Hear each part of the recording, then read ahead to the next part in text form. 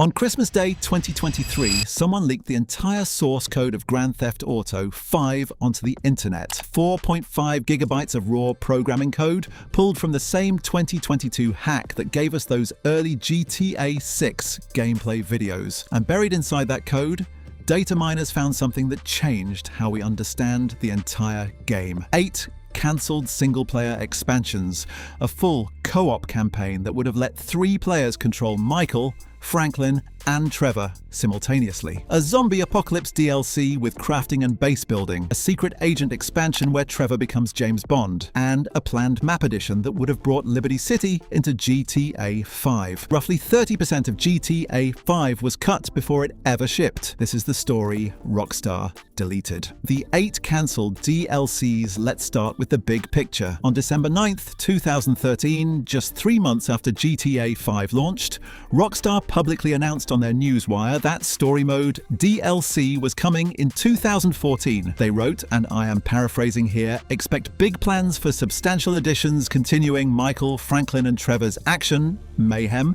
and unexpected adventures in southern San Andreas." That DLC never came, but the source code leak revealed exactly how far they got. There were 8 separate single-player expansion packs in various stages of development. Their code names were the SP Assassination Pack, the Norman Pack, the Flight School Pack, Agent Trevor, the Relationship Pack, the Enterprise Pack, the Prologue DLC, and Liberty Faves. Some of those names are self-explanatory. The Assassination Pack would have added new Lester assassination missions to story mode, which Rockstar actually teased publicly in February 2014, alongside their business update announcement. The Flight School Pack would have expanded the flight school content. But the ones that matter are the 4 that would have fundamentally changed the game. Agent Trevor, the James Bond DLC. The most developed of the cancelled expansions was codenamed Agent Trevor, also referred to as Clifford in the leaked source code. This was a full story expansion featuring Trevor Phillips working as a secret agent, think James Bond, but played by the most unhinged character in GTA history. Data miners found an entire mission list buried in the 1.14 patch scripts, complete with code names and starting coordinates for each mission location. The missions included operations codenamed Korean_tank, Russian_plane, Russian_car, and Russian_satellite. Each one had a specific starting location mapped in Los Santos. The Korean_tank mission started at the Wolf's International Realty offices. The Russian_plane kicked off at Los Santos International Airport. The Russian satellite started at Chumash Beach. Trevor's voice actor Stephen Ogg confirmed the concept existed. In October 2025, former Rockstar co-founder Dan Houser briefly discussed the Agent Trevor DLC in an interview and acknowledged it was roughly half completed before being abandoned to prioritize Red Dead Redemption 2 development. Here is the part that stings. A vehicle in the game files called the Armadillo was originally designed for the Agent Trevor DLC. Rockstar later renamed it the Insurgent and repurposed it for the Heists update in GTA Online. The Doomsday Heist, which launched in December 2017, is widely believed to be a recycled version of the Agent Trevor story, restructured for multiplayer, so pieces of Trevor's secret agent adventure are technically in the game, just not the way Rockstar originally intended. The zombie apocalypse, Norman. The second major expansion was codenamed Norman in the source code, also referred to as Dead on the original DLC selection screen found in the PS3 game files. This was going to be GTA 5's version of Red Dead Redemption's Undead Nightmare. According to the leaked data and community research compiled by GTA Wiki, the zombie DLC was set in an alternate universe where a viral outbreak tears through Los Santos. Michael would be defending his family, with both Jimmy and Tracy DeSanta listed as playable characters alongside him. Franklin would be fighting to protect Grove Street, and Trevor, naturally, would be thriving in the chaos. The expansion was supposed to include crafting mechanics, base building, and survival systems. Voice acting had already been recorded. Motion capture performances had been completed. Zombie AI behavior logic was found buried in the game files. Unused zombie animations still exist in the code. Some fans believe that the boarded-up buildings, apocalyptic graffiti textures, and rundown props added to the Maze Bank Arena during the Arena War update in GTA Online were assets originally created for this zombie DLC, repurposed into the multiplayer mode after the expansion was cancelled. Quick thing before we get into the wildest deleted content. The analytics on this channel show that over 80% of you watching right now are not subscribed. That means you are showing up for the deep dives, but the algorithm has no reason to recommend the next one. If this kind of Rockstar lore is your thing, hit subscribe so you do not miss what is coming next. Liberty City was coming to GTA 5. The 7th cancelled DLC was codenamed Liberty Fee. This was not a small update. This was a full map expansion that would have added Liberty City, the GTA version of New York, directly into the GTA 5 game world. Evidence of this goes beyond just a name in the source code. Leaked files showed extended map boundaries. A now deleted artist portfolio that surfaced in 2015 contained images that appeared to show early development work on Liberty City environments built in GTA 5's engine. But here is where the theory gets really compelling. For years, Take-Two Interactive has been aggressively sending takedown requests to modders who recreated Liberty City inside GTA 5. The community has always wondered why Rockstar cared so much about fan-made map mods. The source code leak provides a potential answer. If Liberty City was already being built internally as paid DLC, Take-Two would have a direct financial interest in preventing anyone from giving it away for free. The Liberty Fire expansion would have connected two of the most iconic cities in gaming history, Los Santos and Liberty City, in the same game. Players would have been able to travel between them, and Rockstar scrapped it. 3-player co-op campaign. This might be the most ambitious feature that was cut from the game. Before GTA 5 launched, Rockstar's original design called for a full 3-player cooperative campaign where you and two friends would play through the entire story together. One person controls Michael, one controls Franklin, one controls Trevor. The system included synchronized cutscenes where all 3 players would watch the same scene from their character's perspective. There was a dialogue voting system where players could collectively choose responses during key story moments. Network scripts were written for story missions to accommodate 3 simultaneous players making independent decisions. The idea collapsed under technical limitations. Mission scripting was too rigid to handle 3 human players making unpredictable choices. Cutscene coordination kept breaking.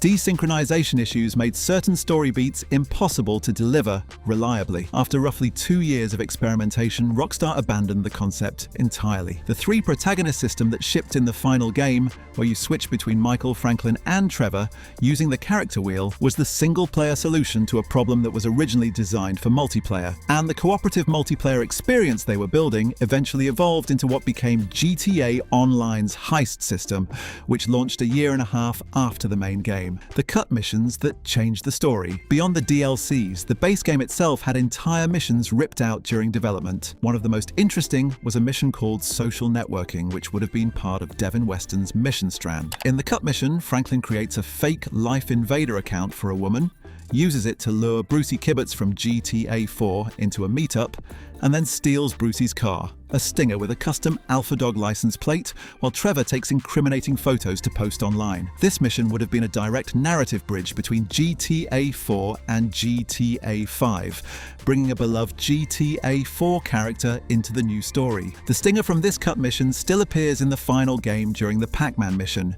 being carried alongside other stolen vehicles. Rockstar removed the mission but forgot to remove the car. Other confirmed cut content included functional drive-thrus at Cluckin' Bell, Burger Shot, and Up and Atom, where you could buy food that healed your character. 11 additional bars were planned across Los Santos. A hiking activity and a gym system where characters could work out were both developed and then scrapped, though Franklin can still be seen exercising at Muscle Sands Gym during his idle switch scenes.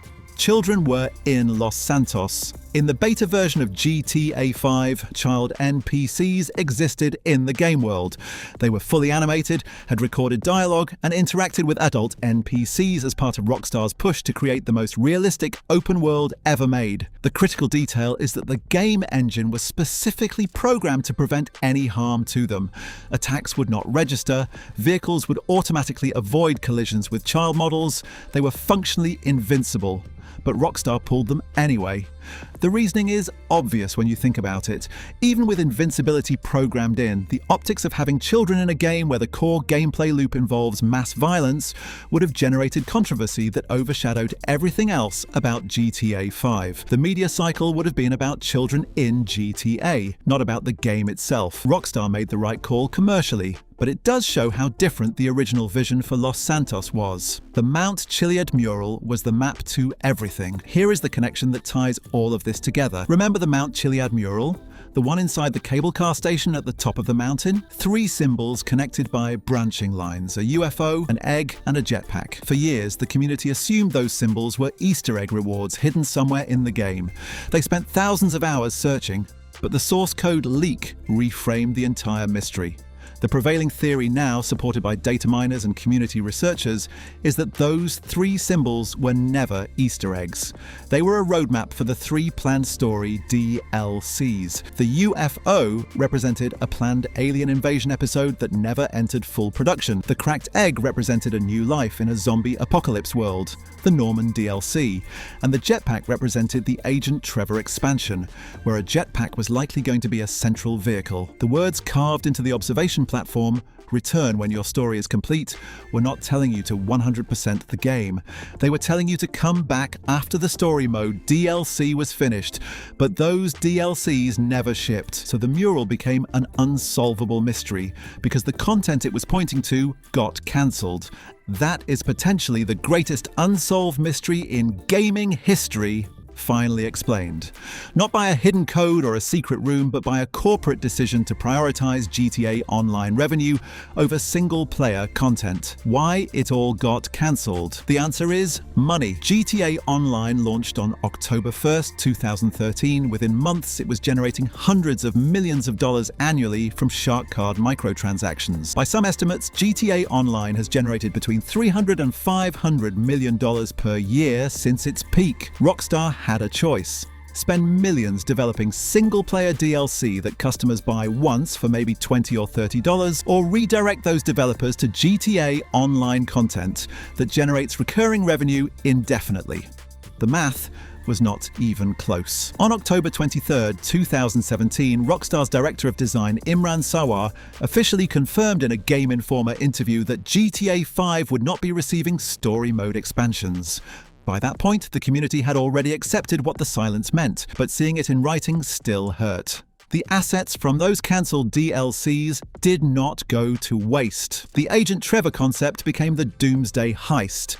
The Enterprise Pack likely became the Finance and Felony update. The zombie assets may have been recycled into Arena War, but the single-player experiences those assets were designed for, the stories of Michael, Franklin, and Trevor that Rockstar promised to continue, those are gone forever. GTA 5 is one of the greatest games ever made. 230 million copies sold, 3 console generations, 13 years of cultural dominance. But the game we played is only about 70% of the game Rockstar originally built. There is a version of GTA 5 that exists only in source code and developer hard drives, where Liberty City connects to Los Santos, where Trevor is a secret agent, where zombies overrun the streets, where children walk through Vinewood, and where the Mount Chiliad mural actually leads somewhere. That version will never be released, but knowing it existed, even for a moment, changes how you look at everything Rockstar has done since. GTA 6 drops on November 19th, 2026. And the one thing every fan is hoping for is simple. Give us the complete game this time, no cancelled DLCs, no abandoned story content, just the full Rockstar experience, start to finish. We will find out in November. If this changed how you see GTA 5, drop your thoughts in the comments. And if you want to see the features Rockstar removed after the PS3 era, that video is on screen now. I will catch you in the next one.